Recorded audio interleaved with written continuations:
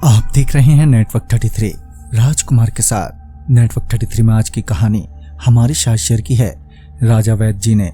तो सबसे पहले राजा वैद्य जी, आपका बहुत बहुत धन्यवाद अपनी कहानी हमारे साथ शेयर करने के लिए। दोस्तों, अगर आपके पास भी ऐसी ही कोई कहानियां हैं तो हमारे साथ जरूर शेयर करें। हमारे इंस्टाग्राम आईडी पर, इंस्टाग्राम आईडी है network_33, जिसका लिंक नीचे डिस्क्रिप्शन बॉक्स में दिया गया है। ऐसी ही और वीडियोस के लिए देखें इन डार्क। तो चलिए बढ़ते हैं आज की कहानी की ओर। ये वाक्य तब का है जब मेरा तबादला लातेहार के एक ऑफिस में कर दिया गया था और मैं वहां ज्वाइन करने के लिए ट्रेन पकड़ने के लिए डाल्टागंज रेलवे स्टेशन पहुंचा। मेरी ट्रेन डेहरी ऑन सोमबरका काना पैसेंजर थी, जो अपने तय समय से 4 घंटे लेट चल रही थी, जिस वजह से वो ट्रेन रात के 8:10 पर स्टेशन पहुंची।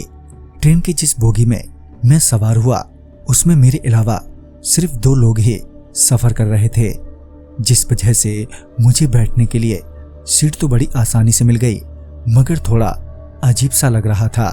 तभी कुछ ही देर में ट्रेन खुली और फिर तकरीबन 10 बजे ट्रेन पहुंची कुमंडी रेलवे स्टेशन, जो जंगल से घिरा हुआ स्टेशन था।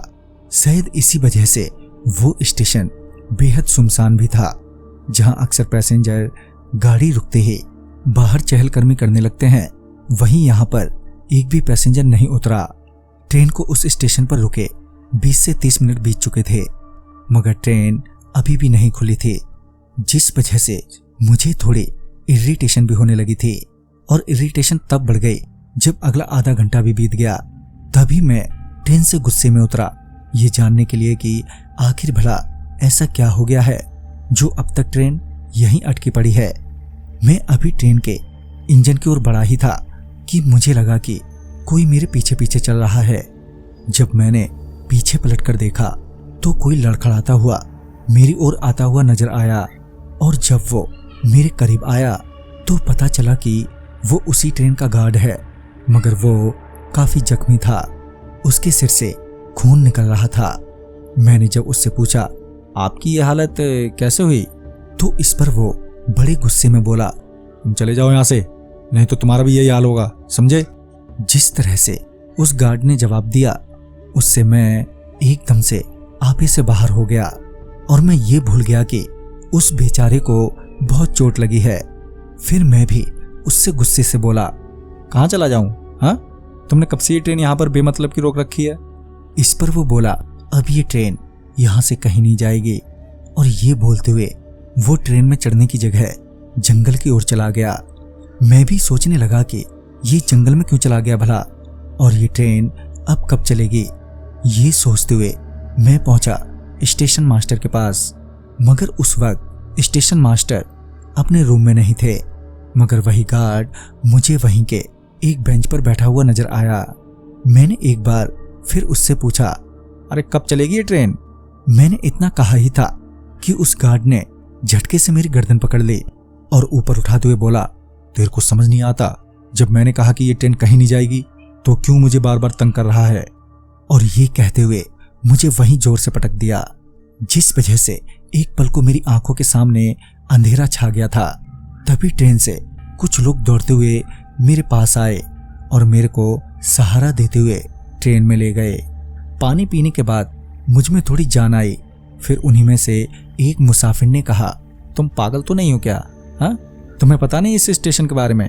मैंने इस पर हैरानी भरी नजरों से अपना सर ना में हिलाया। फिर उस मुसाफिर ने बताया कि इस स्टेशन पर बहुत पहले एक कोयला से भरी मालगाड़ी यहाँ पर रुकी थी, और तभी कोयला चोर यहाँ पर आ धमके और मालगाड़ी से कोयला चुराने लगे। जब उस मालगाड़ी के गार्ड को पता चला तो वो उन्हें रोकने लगा, और बातों बातों में बात इतनी बढ़ गई कि उन चोरों ने उस गार्ड से बचने के लिए उसे उन कोयलों के बड़े बड़े टुकड़ों से मारना शुरू कर दिया। चूंकि गार्ड अकेला था, इसलिए वो उन चोरों का मुकाबला नहीं कर पाया, और गार्ड को ज्यादा चोट लगने के कारण उसकी वहीं मौत हो गई।